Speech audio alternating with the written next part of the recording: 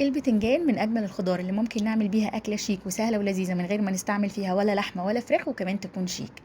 أنا عندي البتنجان بتاعي هقشره وهقطعه بالطول عشان ما يشربش مني زيت، وهنقعه بملح.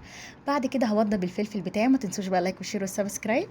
وبعد كده هعمل الصلصة اللي هي عبارة عن زيت وتوم، وهنزل عليهم بالصلصة بتاعتي، وهحط عليها فلفل اسود وكمون وملح بس. دي مسقعة تقليدية جدا جدا جدا. خلصت بقى، هيكون البتنجان بتاعي ابتدى يطلع المية بتاعته، هقليه. انا بغطي الطاسة زي ما انتوا شايفين عشان ما بهدلش الدنيا زيت. بعد ما اخلص كمية البتنجان كلها هبتدي اقلي الفلفل بتاعي. وانا كنت قالية طاسة بطاطس ما صورتهاش معاكم.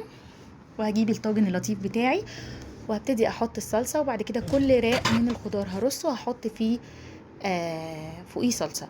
والبطاطس بتاعتي ما ننساش ان احنا نبهرها بحبة كمون وحبة ملح عشان ما تبقاش دلع وسط المسقعة. واخر حبة صلصة هحطهم على وش الطاجن.